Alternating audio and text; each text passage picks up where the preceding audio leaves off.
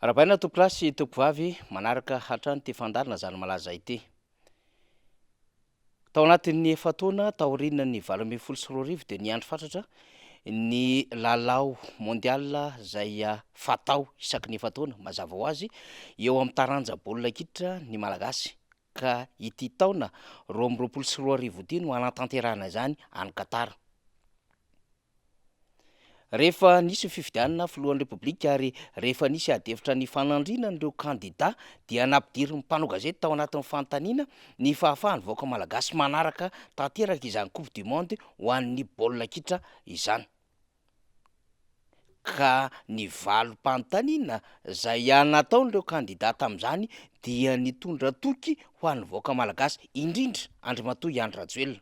Izy no ifatoan'ny fanaliana na ataontsika amin'izao alina izao satria izy ny kandida nametrahana fanontaniana ankoatran'ireo kandida hafa fa izy no mitondra ankehitriny noho izany eo an-tanany ny fanatanterahana izany fampanantenana izany ary eo an-tanany ihany koa ny fahefana afaka hanatanterahana ny tokony mena tamin'ny vaoaka malagasy ny taona 2024. Tamin'izany fotoana androzany manko rehefa napetraka ho isika ny fanontaniana mikasika ny hoe ahoana ny fomba ahazony malagasy indrindra ry zareo teo anivon'ny TVM ny fampitana ireny lalao goavambe ireny toy ny mondial, CAN, Jeux olympiques zay tsy nanana fahafahana handoha izany teo anivon'ny televiziona malagasy ka mba miandrandra amin'ireo kandida zay ho tonga filoham-pirenena ny iray amin'izy ireo raha mba afaka manao tantsolika izany ka ny fanjakana no andray an-tanana ny fandoavana ireo sarany ireny. Napetraka tamin'ny kandida zany ary tahaka izao ny valiteny zay nentina Andrimatoa Andry Rajoelina nandritrin'izany fotoana nisiany adevitra politika tao anatin'ny fasafasy ny fanandrinany tamin'ny Andrimatoa Marc Ravalomanana fa mbola tao anatin'ny teny fampanantenana fentoky ny fanaovany tamin'ny vaoaka malagasy izany. Ity ndray dia momba ny resaka mifamatotra amin'ny resaka fanatanjahantena ihany fa les droits de retransmission direct amina télévision misy an'le événement sportif mondial reny zany dia lafo be mpiasan'ny TVM miresaka tompoka tena lafo be le izy dia mba fangatahana zany dia ny hoe mba ny fanjakana misy no mibaby sy miandraikitra ny fandoavana nyreny coupe du monde, CAN, Jeux olympiques, PDB zany reny tena tsy zaka le izy nefa ny vahoaka tena mba mitaky ny ahitana reny mba tahaka ny olombelona rehetra any amin'ny firenen-kafa any. Inona ny hevitra reo mba manaiky ve nareo ampiditra zany ao anaty teti-bola? Nareo angamba ny vavolombelona tato Joary Voajanary fa tamin'ny andro ny tetezamita dia tena zay ny teneny koa mila filoham-pirenena tanora ny malagasy mahafantatra ny zavatra iren'ny tanora, mahafantatra ny hitahitapon'ny tanora. Zay ny teneniko hoe misy ny mondial complet ny match nalefatsika tamin'ny andro ny tetezamita complet ny match fa gaga ny taraina ny olona tamin'ny hoe misy filoham-pirenena lany bahoaka to fa match atsasany ihany no afaka anjerevany vaoaka malagasy.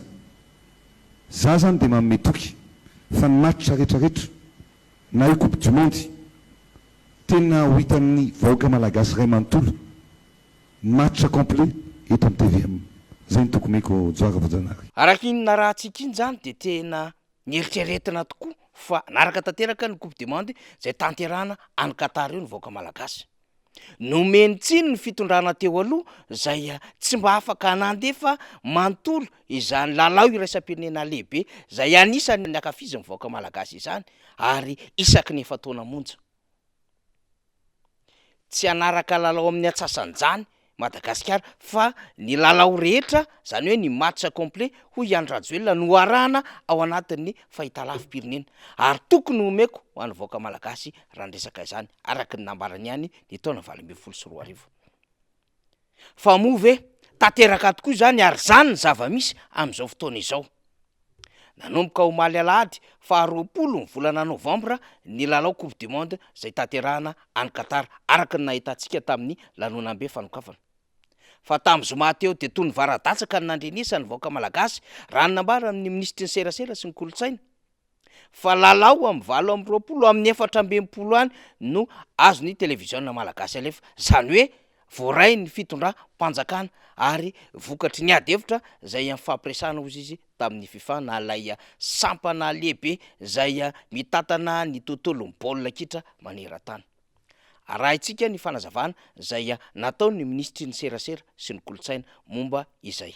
Fahaza atao 64 fa izay ny tolotra omen'ny FIFA tompoko de zay no raha tsika zany tsy manana ny teniteny antsika fa na tsika mividy 28 na tsika tsy mividy de ny 28 ny atsika ny hoe izy rehetra am'ilay statut atsika hoe free to air TV fa raha itsika zany pay TV zany hoe télévision nandoavam-bola de afaka ny vidy an'le 420 fa na mividy an'le 420 koa ary tsika de efa manomboka amin'ny 2:30 maraina de efa misy match tsisy afa-tsy baolina zany atao amin'ny TVM tsy maintsy mihodina koa le TVM tsy maintsy miasa koa le TVM tsy maintsy mandeha ny vaovao tsy maintsy fa raha ohatra zany le 64 de tsisy afa-tsy baolina maraina atoandro hariva atao amin'ny TVM de hoy aho hoe aza de mila voatsiary kosa re aza de mitady ny amin'ny 12 amin'ny andro amin'ny 2 re aza de mandrangitra amin'ny tsy misy antony re fa efa betsaka ary efa io ny bolongany ray manontolo ho atsika eto Madagasikara araka nameza ny FIFA azy tsy misy adevitra akoatran'izay raha tsy mahafaly anao io de ndana miadevitra any amin'ny FIFA de ndana manao pay TV de mandoa 60 mandoa vola 64 match zany angeka $1 million farafahakeliny so de veriny zareo $1 million so de veriny zareo fa moramora ohatra ny ty atsika ty zany ny atsika rehefa efa mangiry fily satria lafo ny adevitra ao anatin'io anjara soaly filolona fa so de tsy fantatra zareo zany hoe tena adevitra be io zavatra io fa tsara mba mafantatra kely farafahakeliny ihany de mba tsy mandrangitra vahoaka ao anatin'izay resaka mondial izay fa ndao akafian'le baolina tsika efa nandoava ny fanjakana vola io dia iverina fa mba afaka mifaly amin'izany daholo tsika malagasy manomboka amin'ny 20 volana novambra. Araka zany lalao 20 amin'ny 420 zany no raisy Madagasikara zany hoe very lalao 430 be izao ny malagasy tsy ahita izany ary tsapany rehetra fa ny TVM ihany anefa no afaka mandrakotra ho amin'ny fahitalavim-pirenena ka ahitany rehetra ny sary zay raisina amina lalao raisam-pirenena tahaka izao kanefa ny TVM araka ny nambarany teo dia izay no azo ny atao eo anoloany ny fepetra na ny fitsipika na ny fandrindrana napetraka ny teo anivon'ny FIFA. Ny fanazavana ara teknika an'ny fanjakana iny fa ny fantatry mivoaka malagasy raha iverenantsika amin'izay zao adevitra zao de amin'ny hoe inona ny nambarana Andriamatoa Iany Rajoelina tamin'ny 2024. Rehefa fanjakana dia natao hikaroka vahaolana fa tsy natao hanilika vahaolana any amin'ny vahoaka indray. Ary na fomba fanehoana an'le hevitra ary ny aminy hoe izay ny zava-misy izao ny statut misy ny TVM izao no hifanarahana amin'ny FIFA sy ny aminy hoe tsy baolina kitra rery ihany akory ny zavatra azo alefa atao amin'izany TVM izany fa misy fandarana sy vaovao noho izany raha ohatra ka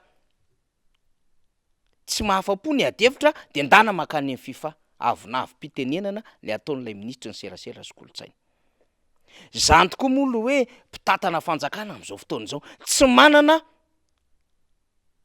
serasera zay mitondra fanetretena sy serasera zay afaka handresy lahatra mivoaka ka mifampitsinjo ny aminy hoe izao ny teny natao 2024 satria na tiana na sy tiana tao anatin'ny fampelezan-kevitra nanambarana Andriamatoa Iany Rajoelina izany fa ny keviny zany dia nisy apahana vahoaka zay nandrotsaka na ny fidy azy satria resy lahatra tamin'ny zavatra nambarana. Ka raha sy tanteraka zany ankehitriny de fisolokiana ara-pifidianana ny anarana zany satria sady tsy nahatanteraka ny teny nomeny no tsy nahavita niaro amin'izay mba zavatra na tombontsoa tokony mba ho hita mivoaka malagasy izany. Maninona tsika no miteny izany satria ho isika tena akafizin'ny Madagasikara, akafizin'ny malagasy ny tontolon'ny baolina kitra na de tsy nahita fahombiazana firy azy izany akoatra ny tany mikanina. Ity nefa de nambara fa tena anisany hametraka ny azona ny match complet na ny lalao rehetra ny tenany. Ary ny apangany teo aloha zay tsy mba nahazo lalao na dia ny atsasany tao anatin'ireo lalao tamin'ny mondial 2022 azy. Ity indray tsy mbola misy atsasany kory ny azo ka mifakaizany teo aloha zay no apangany Andriamatoa Iany Rajoelina tamin'izany fanio-keviny zany ary ny zava-misy amin'izao fotoana izao. Mbola misy moa ny mpanohana ny fitondrana niezaka ny mbola nanamarina am'izay tsy fahombiazana zay ary tsy fahatanterahany teny nomena tamin'ny 2024 zay saingy ny faneho-kevitra de efa mahazatra ny rehetra raha toka ity Ramatoa ny maneho hevitra. Izy dia anisan'ny tompon'andraikitra teo anivon'ny fiadinan'ny repoblika ary mafanafoha ny fanohanana ny filoham-pirenena fa saingy nahasorenany rehetra kosa de ny amin'ny hoe raha ohatra te hanaraka n'ilay lalao 720 de mandehana ny Katara mivatana. Zany ve tsy fanaovana tsinitsinina ny malagasy sahirana, malagasy mantra, malagasy naona ka te mba hifalifaly eo anatin'ny fahitana ny baolina kitra ao anatin'ny ray volana, zany hoe indray mandeha ao anatin'ny fataona. Kanefa ohatran'izany ny fomba faneho-kevitra tompon'andraikitra ary mpanohana an'Andriamatoa filohan'ny repoblika ankehitriny. Fanaovana tsinitsinina, fanamavanana ary tsy firarahiana vahoaka izany. Fa azo adika ihany koa ny fanazava-kevitra zay nataon'ireo tompon'andraikitra anatin'ny gouvernemanta sy ity mpanohana ny fitondrana ity ny amin'ny hoe qui s'excuse s'accuse. Zay miala tsiny no miampangatena ao anatin'izao raharaha izao. Tsy te hafantatra ny pitsopitso ny ara-teknika ny vahoaka malagasy fa ny amin'ny hoe inona ny zavatra nampanantenana azy ary tanteraka ve zany ankehitriny. De ny ady hevitra rehetra zay efa nitranga tanatin'ny fampelezan-kevitra 2024 mandrak'ity ny androany no mbe ao an-tsaina avy hatrany. Hoe inona moa nambaran'io fitondrana io ka inona tam'ireny no tanteraka sy tonga any amin'ny vahoaka malagasy ankehitriny. Fa rehefa dinihana iainana ny zava-misy tahaka ny hoe Miami, tahaka ny hoe Paris,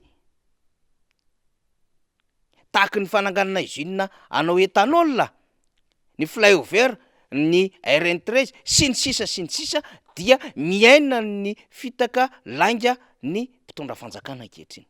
Dia namboly fitaka vaovao indray tamin'izao mondial any Katara 2022 izao. Tsy mampaninona malagasy anie raha ohatra ka miteny ny fitondram-panjakana fa tsy manana lela voly etrehana an'izany. Tsy mampaninona amin'ny malagasy raha mazava fo ny fitondram-panjakana ka tena miaiky fa sarotra ny anaovana ady hevitra manoloana izany. Saingy ny mampalahelo anatin'ilay izy dia lay teny tsy voahevitra, ilay teny zay manao atsirambina, manao ozinina amin'ilay vahoaka malagasy eo anatrehan'ilay fangetahetany sy mba faniriana anaraka ny lalao. De ny zava-doza ary lay lalao 2020 lay voalaza fa ho azon'ny TVM alefa dia zara indray fa mandeha raha ny fanombohan'ny lalao tany Katara omaly. Satria misy tamin'ireo distrika maro manerana ny Madagasikara no tsy afaka nandray izany lalao izany. Ny antony tsotra dia noho ny etraketraky ny herinaratra ny amin'ny tsy fahatombana ny JIRAMA. Zava-doza no nitranga tamin'ny Marlambo satria noho ny fahatezeran'ny vahoaka dia nisy ny rohatra nandoro izany orinasa JIRAMA izany. Mbola roviana nefa vao hifarana amin'ny mondial. Lalao efa vitsy de vitsy ny azo, tsisy atsasany akory. Izao indray tsy afaka tena mandefa izany amin'ny tokony io satria tsy lavorary ny herinaratra eto Madagasikara ka tsy sasatry miala tsiny ny eo anivon'ny orinasa JIRAMA na ny tompon'andraikitra eo anivon'ny ministeran'ny angovo aza moa dia manao sarinady sy manao sinema sisa andinandresaka eo anatrehan'ny tsy fahombiazana. Lapoasy au carré na lapoasy indromiataona ny zava-misy iainany vahoaka malagasy ankehitriny sady tsy afaka manaraka mondial amin'ny lalao rehetra no sahirana amin'ny afitsiko ny JIRAMA. Zany zava-misy eto Madagasikara ary tokony hisaitsain'ny vahoaka lalina ny amin'ny hoe hatraiza ny fotoana tokony hanekena ny fitakasilainy ary hatraiza ny fotoana handavana izany manoloana ny fampanantenana natao tamin'ny fifidianana izay nisy ny taona 2010 na 2024. Ny ampelantanany vahoaka ny baolina ary anjarany no misaina satria ny zavatra niriny nandrasany tao anatin'ny efataona ara fitakasilainga no nomeny fitondram-panjakana azy. Ahoana ny mbola eritreretana zavatra hafa mihoatra izany indray. De mbola mangataka ny safidim-bahoaka ho amin'ny 5 taona ho avy indray amin'ny taona 2024 ny fitondram-panjakana. Zany hoe mbola hanamafy ny fitakasilainga tahaka izay fa nataony amin'izao fotoana izao. Anjarany rehetra mandinika zay lohany andrano, zany zava-misy, zany malaza makasitraka tompokolahy, makatelina tompovavy.